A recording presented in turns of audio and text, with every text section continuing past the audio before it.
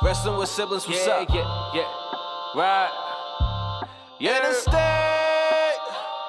Yeah. Life is a fight, so I gotta get right. Can't have my back on the ropes. Never. This for my sister and bro. I swear that we'll make it, that's all that we hope. Life is stone cold. Get hit with a sinner, that's all that she wrote. The world that we live in has made me cutthroat. I started rapping about life just to cope. Now I spit fire like Ricky Steamboat. Straight from the bottom, got so much to gain. I had to grind just to build on my name. People call me champ, I'm feeling like Dwayne. I laid it smack down, here comes the pain. Welcome to a brand new episode of Wrestling with Siblings. I'm your host, Araceli, and this is my co-host, Armando. Hi guys, I'm Armando, and welcome to Wrestling with Siblings. Alright, let's get started with Monday Night Raw. None other than the Raw Women's Champion, Bianca Belair, opens up the show, and she is facing none other than the returning Nikki Cross. And I say returning Nikki Cross because she is no longer Nikki Ash. Yeah, well, this is a new Nikki Cross, or returning Nikki Cross that we haven't seen in a while, and I was excited to see what she was able to bring in the ring, and she brought that aggressiveness, she brought that fearless Nikki Cross that we've seen, and it was very, very interesting what she brought. I'm excited to see what's in store for her. 100%. I think it's been quite some time since we've seen this Nikki Cross, and this Nikki Cross is very dangerous. She's fearless, just like Armando said, and I think this could potentially be one of Bianca's biggest targets. If she underestimates Nikki Cross, she might end up losing the Raw Women's Championship. And I think we did see a little bit of that Bianca Belair was a little bit surprised of what Nikki Cross could offer, but again, her being the women's champion was able to capitalize and was able to take control of the match and was able to get a very important win towards her match against Bayley at Crown Jewel. Yes, and Bianca wins with a KO. Again, once you get that kiss of death, it's the end for you, and I don't think Nikki Cross was prepared for that. Of course, going into this match, Bianca's at a disadvantage because at any given time, Damage Control can come out and literally take advantage of the situation, and that's what they tried to do here. But Bianca, again, prepared. She was able to overcome that and was able to get a win over Nikki Cross. Definitely, and not only that, and she walked in with the champion's advantage as well too. But again, great test, great opponent for her to face, again leading against that match that she's going to have with Bayley at Crown Jewel. Alright, let's get started with Brock Lesnar. He comes out and he basically calls out Bobby Lashley. He's like, you know what? Let's fight. Let's settle this right here, right now. We don't have to wait till we're in Saudi Arabia. And none other than Bobby Lashley comes out and he goes right after Brock Lesnar. It became this big brawl. Even Triple H was out there and he was telling officials, like, tell them if they touch each other, this match is off. We're no longer going to move forward with this. I'm excited. Definitely excited for this match. Why? Because it's been years in the making. It's been 20 years. I mean, when Brock Lesnar pretty much left the WWE, Bobby Lashley came in, and vice versa. When Bobby Lashley left, Brock Lesnar was returning. So, I mean, these two guys are going to have to go at it, and it's like you're having two big bulls, two of the biggest stars that you have right now. And I mean, as you guys saw today, it took more than an entire locker room to separate these guys. So just imagine what these guys could do to each other inside a ring. Oh yeah, 100%. In Saudi Arabia, let me tell you, you're going to get one of the biggest matches, possibly of this generation. What team are you in? Are you team Brock Lesnar or are you team Bobby Lashley? Who do you have going into Saudi Arabia? Looking at both sides, looking at the Beast and the Almighty. I think the Almighty is more hungrier. He wants to prove a point. He wants to prove that why he is the most dominant athlete in the WWE and why Brock Lesnar has been dodging him for 20 years, like he said. But I'm going to have to go with Brock Lesnar on this one. I think Brock Lesnar needs the win after having those difficult losses against Roman Reigns. And he's just more experienced. He's going to play the mind games with Bobby Lashley. So I'm going to have to go with Brock Lesnar on this one. The alpha male of our species, you just can't go wrong with the Beast. I think to beat the best, you have to beat the best. And of course, if that's where Bobby Lashley wants to categorize himself, he has to beat Brock Lesnar. But I agree, I think Brock Lesnar is going to take the win. Just the experience, the way he carries himself. I think he's going into this match 100% prepared. I think the difference is that Bobby Lashley's going in angry. He's going in knowing that, you know what, Brock Lesnar took something from me. He took an opportunity from me. He took my championship from me. Not literally, but he cost him that championship. And I think that anger is really going to build up, and the frustration is going to get the best of Bobby Lashley, and he's going to lose this match. I agree with you on that. Lashley is more personal now than a match, and I think the frustration might get to him because he wants to prove a point why he is the dominant one in the WWE. So let's see how it turns out. Let's move on to Austin Theory versus Seth Rollins. I think there's some sort of personal feud going on between these two. Obviously, the heist of the century, the greatest cash-in in WrestleMania history, if not in WWE history. That crown belongs to Seth Rollins. And now we have somebody like Austin Theory, who of course has had a few attempted cash-ins, but has not been successful. And I think this was very, very important for Austin Theory to prove to the world what he can do, and none other than proving it against Seth Rollins. Definitely agree with you on that, and I think if he's going to learn something from someone, it's going to be from Seth Rollins. Why? Because Seth Rollins is the architect, he is the visionary, and he has proven himself. Look what he did a couple years, 7 years ago at a WrestleMania. He waited for the perfect opportunity to cash in. So, again, could this be the opportunity for Austin Theory to learn from Seth Rollins? And I mean, he proved it today in the match that he is capable of being a champion. Why? Because he took Seth to the limit. He pushed him to where, I gotta say, no athlete has pushed Seth, and he is proving why Austin Theory keeps on getting better and better each and every single time. This is a different Austin Theory that we saw. I saw a more motivated, a more hungry, a determined Austin Theory. Somebody that wanted to prove how good he really is and why he's going to be the future of this company. And I think when he does cash in his Money in the Bank, it's going to be fantastic. I do want to see him have a successful cash-in, simply because I think he could do it. I think he's super talented. Go back to our podcast. This guy's going to be a star. He really is. And I think he proved it tonight with his match against Seth Rollins. And I give props to Seth Rollins. He really put him over. Yes, Theory didn't win, but at the end of the day, he didn't need the win. The win that he got out of this was that he was able to prove not only to the WWE Universe, but to Seth Rollins how great he is, and that he could be up at that main event level standard. And not only that, the experience he's getting against those high caliber athletes, those high caliber WWE superstars, which is like he's proving a point to everybody, like, you know what, I belong here and I know that I could do it. Again, Austin Theory hasn't had the luck on his side when he has been able to cash in. All he needs is to pick the perfect timing, and I think those have been the perfect timings to cash in. He's been getting unlucky on that part. All we have to do now is sit back and wait. When is the perfect opportunity for Austin Theory? We really don't know. Only Austin Theory would be the only man that can answer that question. And as we sit and wait, I think Austin Theory is really going to dominate the WWE once he takes over as champion. All right, let's move on to none other than our tribal chief, Roman Reigns. He basically comes out to say nothing we haven't heard before, that he is the best, that he's the GOAT, that he's doing this week in, week out.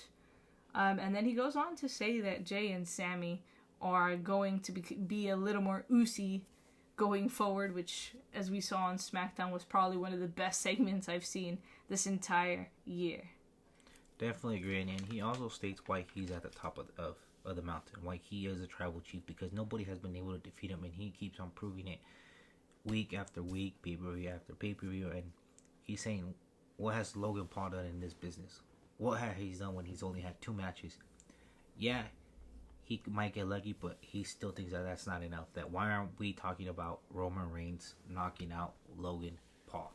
Well, maybe because he hasn't knocked out Logan Paul just yet. But The Miz did interrupt, and of course, Miz is right. Miz comes out and he's like, nobody knows Logan Paul better than I do. I brought Logan Paul into this business. I know his weaknesses. I know his strengths. I know what he's afraid of. I know absolutely everything about him. And he said, you know what? That right hand that everybody's talking about, it's legit. So he basically warned Roman Reigns to be afraid of Logan Paul's right hand. Now, again, he has the bloodline by his side. Is he concerned? No, he's not. But what does he do to prove his point to the entire WWE Universe? He knocks out The Miz. Yeah, and by doing that, he's telling everybody, you know what? I'm not afraid of anybody, and, you know, if you think you could challenge me, then I'm pretty much here. Again, making a statement loud and clear to the entire WWE Universe and the WWE locker room. Let's move on to Anderson versus Priest. Very, very interesting match between these two guys. Priest, again, you know, showing why he joined the Judgment Day. Why? Because he knew of his potential and he knew that it could raise up to the next level. And sure enough, that's what he's been doing. This group is more focused all around together. I think they've elevated their career right as soon as they joined. Every single member of the Judgment Day has been having 5-star matches, with the exception of Rhea Ripley. Why? Because she hasn't wrestled. We've only seen her back, I guess, in live events, but she hasn't wrestled on TV yet. And I still think she's the biggest obstacle to anybody. And until somebody figures out who's going to take out Rhea Ripley, and as somebody figures out a plan, nobody's ever going to take down the Judgment Day until they take down Rhea Ripley. You've said it before, and I will say it again. Rhea Ripley is the entire difference maker in the Judgment Day, and we saw that in this match. She even stood up to AJ and Gallows, and she was like, come at me, like, I am ready for a fight. And again, that was a taunt to allow Dominic Mysterio and Finn Balor to capitalize on that. Yeah, and a huge win by the OC. I mean, they were managed to steal a victory, and I think this is going to be very important for them, because this is going to boost their confidence and be like, you know what, the Judgment Day, they're not unstoppable. We just defeat them. And yeah, even though they stole it, a win is a win at the end of the day, and this is going to be super, super great for them. And again, they managed to neutralize Rhea Ripley. Why? Because all the distractions, they were able to capitalize on her own distraction. So, hey, is that the key to dethroning the Judgment Day? Is that the key of winning the matches? Who knows? But they were able to crack the code today. 100% agree with you on that one. Who do you guys see is going to be the person that's going to take down Rhea Ripley? Remember, Rhea Ripley is the key to the entire Judgment Day. If you take down Rhea Ripley, you can take down Finn and the remainder of the Judgment Day. Yeah, let's see who comes out. I mean, there's one person I have in mind, Raquel Gonzalez. I think she has the strength, the power to face Rhea Ripley. Who do you think? I 100% agree with you on that one. I think if there's anybody that can do it, it 100% is Raquel. But maybe somebody down from NXT. You never really know. You could be shocked. I don't know if there really is anybody else that I can see possibly take her down. Of course, we saw Beth Phoenix, but we saw how that went. I mean, she really wasn't that lucky, so we're just going to have to wait and see who the person to take down Rhea Ripley would be. Alright, let's move on to Baron Corbin. He basically comes out and he's like, you guys are in the presence of a god. And he starts saying the truth. And of course, the second you say the truth, who comes out? None other than R-Truth, obviously making his return recently to the WWE. I think this is a more confident Baron Corbin. Yeah, we've seen different versions of him, but I think this is the version that's going to take him to the next level. And I think him partnering up with JBL, a Hall of Famer, a legend, is going to definitely boost his confidence in his career. And JBL could potentially take him to that big match, which is what? Potentially winning a WWE Championship. I've always thought that Baron Corbin was going to be a star, and I agree with Armando when he says that putting him with JBL has been one of the best decisions they've made going for Baron Corbin's career. This is going to take him to a whole nother level. Again, we know who JBL is. He's a Hall of Famer. We know the accolades that he's had in his entire career. If there's anybody that can manage and take a star and make them into a star, it definitely is JBL. Definitely, and they're going to do great things, and we'll see how it plays out for Baron Corbin. Let's move on to the Trick or Street fight, which was Matt Riddle versus Otis.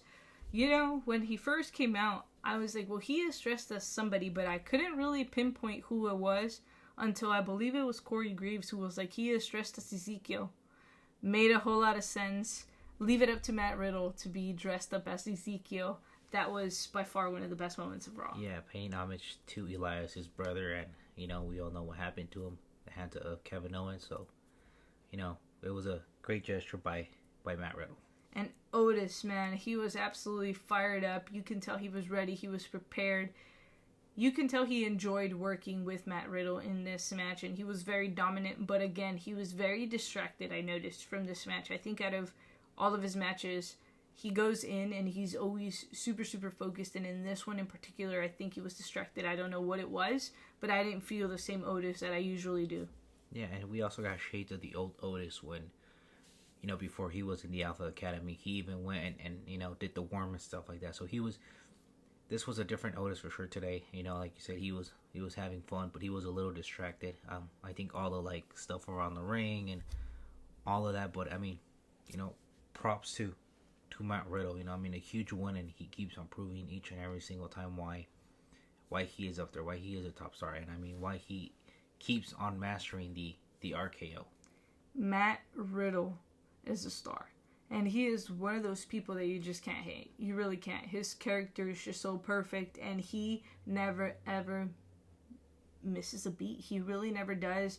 He always finds creative ways to get the crowd to engage with you. And in this way, I mean, putting a pumpkin on Otis and then RKOing him through it. I think that was one of the coolest things we've seen. Randy needs to come back so he can bust out some better RKOs, but props to Matt Riddle, man. That guy knocks it out of the park every single time he steps into a ring.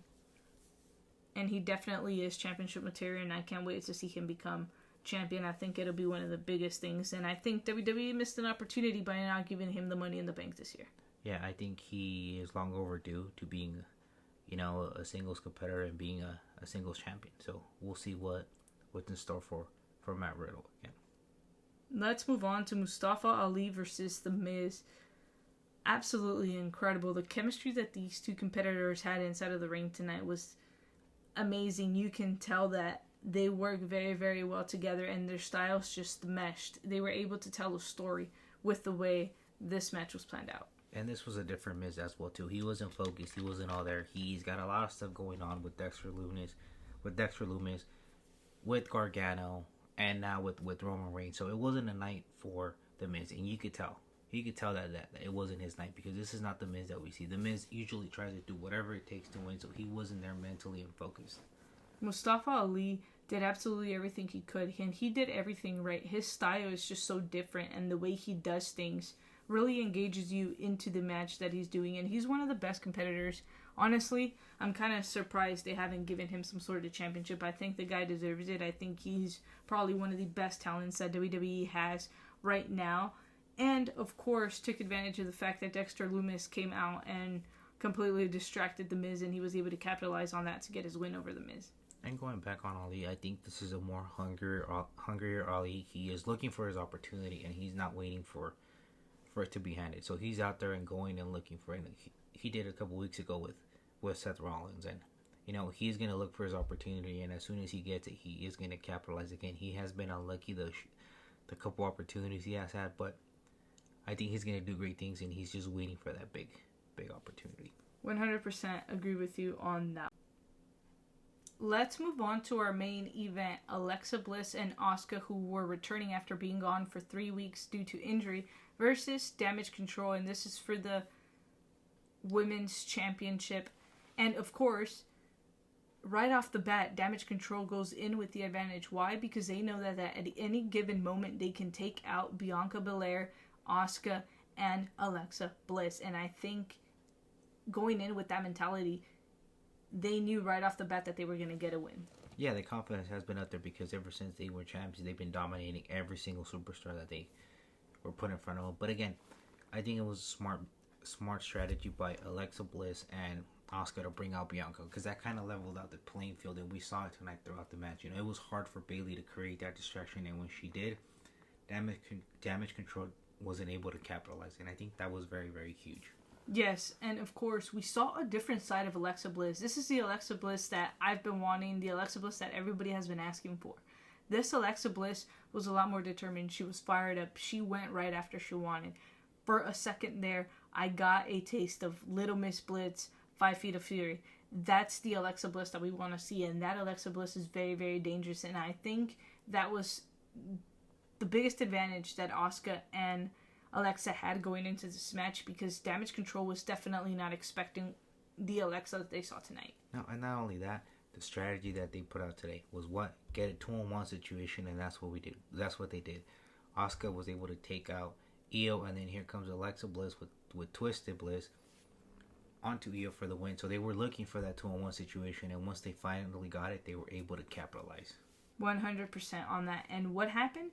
They became the new tag team champions for the women's division. They were able to take down Damage Control, something that I don't think we were going to see for a long, long time. But again, the strategy, the experience, the way they carried themselves in this match, and the unexpected teamwork that they had, and the unity that they had, is what took down Damage Control. And again, they got sidelined because we got to see a Bianca Belair and a Bayley go at it for their last women's standing match this Saturday in Jeddah, Saudi Arabia. And speaking of those two, I think that was key. I think Bianca Belair taking Bayley and neutralizing her from the match whatsoever and from ringside was a huge part because she wasn't able to create that distraction like in other matches.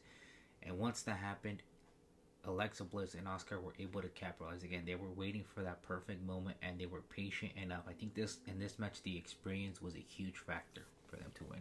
And Bayley put Bianca Belair through a table, and by doing that, she put her own self through a table. And again, I think that was the biggest mistake that Damage Control made going into this match.